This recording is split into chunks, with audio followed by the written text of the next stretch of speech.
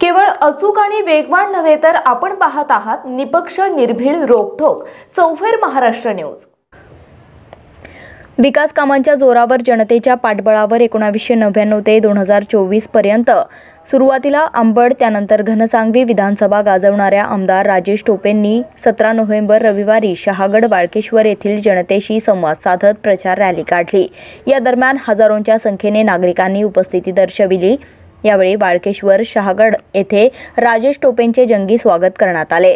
शहागड वाळकेश्वर मधून प्रचार फेरी काढत मतदार व जनतेशी टोपेंनी संवाद साधला। दरम्यान आमदार राजेश टोपे विरोधात निवडणूक लढवत असलेल्या उमेदवारांचे खर्च पाण्याचे पैसे आपल्या पदरात पडतील म्हणून निवडणुकीच्या तोंडावर काही जणांनी पक्षप्रवेश केला, पदाधिकारी झाले आणि आता आपली तुंबडी भरेल या अपेक्षापोटी त्यांची धडपड सुरू आहे।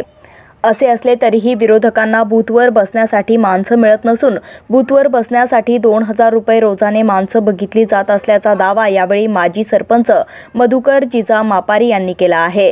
तर आमदार राजेश टोपेंना निवडून देण्यासह वाळकेश्वर गावातून जास्तीत जास्त लीड देण्याचा निर्धार विद्यमान सरपंच सय्यद तारेक, माजी सरपंच मोती मापारी यांनी केला आहे।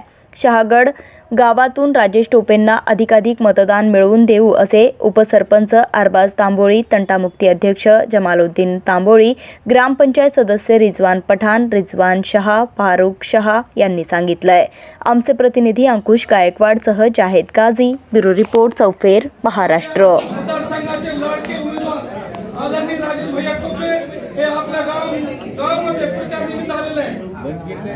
मी सर्वप्रथम त्यांना शुभेच्छा देतो की ते भव्य आमदार आहेत आणि हीच आपली विजयाची मिरवणूक म्हणून मी त्यांना पुढील याच्यासाठी शुभेच्छा देतो।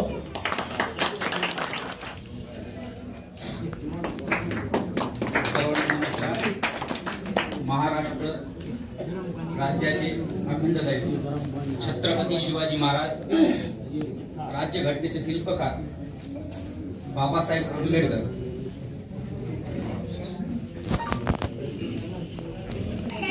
जिजामाता, रमाई माता, लोकशाहीर अण्णाभाऊ साठे यांना मी प्रथम नमन करून या मंचावर जमलेल्या सगळ्यांचे नाव घ्यायला शक्य नाही, त्यामुळे सगळ्यांचे अभिनंदन करतो आणि सांगतो ही लढाई विधानसभेची नसून ही लढाई शेतकऱ्याच्या घामाच्या कष्टाच्या अस्मितेची लढाई आहे। त्याला हमीभाव मिळवून देण्याची लढाई आहे।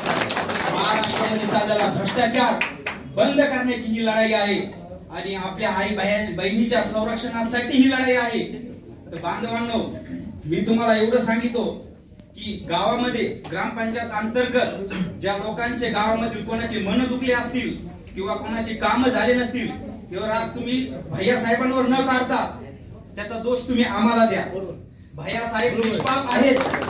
भैया साहेबाला तुम्ही चांगल्या पद्धतीने लीड देऊन वाळकेश्वरचं नाव उंचावर ठेवा। भैया साहेबांनी मागितले तेवढे आपल्याला काम दिलेत। आताच आमचे सन्माननीय सरपंच यांनी कामाचा उल्लेख केलेला आहे, पण कोणाची काही अडी अडचण असेल तर तुम्ही भैया साहेबांवर नाराजी करू नका, ही माझी तुम्हाला एक विनंती आहे। भैया साहेबाला चांगली लीड मिळवून द्यायची आहे आणि जे भ्रष्टाचारी सरकार आहे त्यांना आपल्याला हद्दपार करायचं आहे। त्यामुळे मी एवढं बोलतो आणि माझे 2 शब्द संपवतो। जय हिंद, जय राष्ट्रवादी, जय महाराष्ट्र। ग्रामीण भागातील ग्राउंड रिपोर्ट महाराष्ट्रातील चालू घडामोडींची अचूक माहितीसाठी चौफेर महाराष्ट्र न्यूज चॅनलला सबस्क्राइब करा आणि शेअर करा।